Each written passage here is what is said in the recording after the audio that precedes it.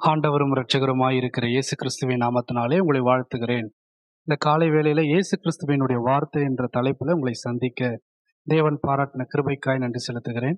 நீதிமொழிகளின் புஸ்தகம் 4ஆம் அதிகாரம் 23வது வசனம் சொல்லுகிறது, எல்லா காவலோடும் உன் இருதயத்தை காத்துக்கொள், அதனிடத்தில் நின்று ஜீவ ஊற்று புறப்படும் என்று சொல்லி, நம்முடைய வாழ்க்கையில நம்ம இருதயத்தை எல்லா சூழ்நிலையும் நம்ம காத்துக்கொள்ள வேண்டிய சூழ்நிலையா இருக்காது. ஏன் அப்படின்னா, ஒரு குறிப்பிட்ட காரியங்கள் சொல்றாங்க.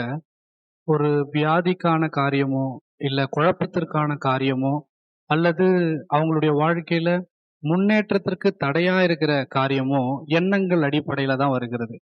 யாரோ ஒருத்தவங்க சொல்லியிருப்பாங்க, உன்னால இந்த வேலையை செய்ய முடியாது.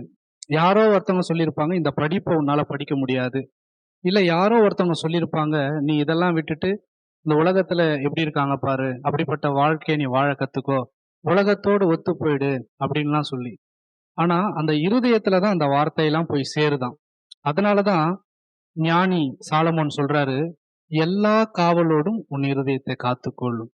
தவறான வார்த்தைகளை நம்ம என்னைக்குமே நம்மளுடைய இருதயத்துல சேர்த்துக்கொள்ள, மூன்றாவது நபர் நம்ம கிட்ட சொல்றத நம்ம என்னைக்குமே நம்மளுடைய இருதயத்துல ஏற்றுக்கொள்ளக்கூடாது.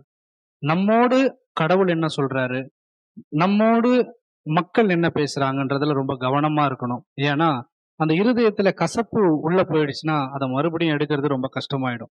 அதனாலதான் அதுல காவலோடு காத்து கொள்ளும் பொழுது நமக்கு ஜீவ ஊற்று மற்றவர்களுக்கு ஜீவன் தருகிற காரியமாய் மாறும்.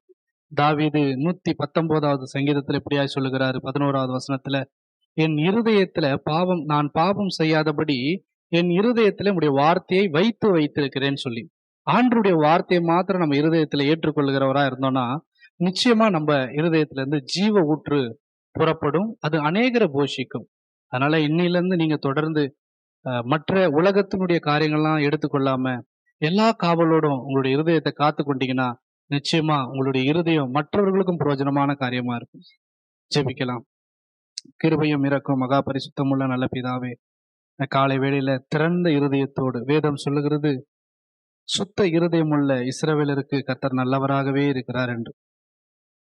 இருதயத்துல சுத்தமுள்ளவன் தேவனை தரிசிக்கிறான் என்று சொல்லி, ஆண்டவரே இந்த காலை வேளையில எங்கள் இருதயங்களை சுத்தப்படுத்தும், பரிசுத்தப்படுத்தும், உம்மை நோக்கி பார்க்கிற ஒரு இருதயமா மாறட்டும். எங்கள் இருதயத்திலிருந்து நல்ல ஜீவ ஊற்று புறப்படட்டும். அதற்கு எங்களை அப்படியே அர்ப்பணிக்கிறோம்.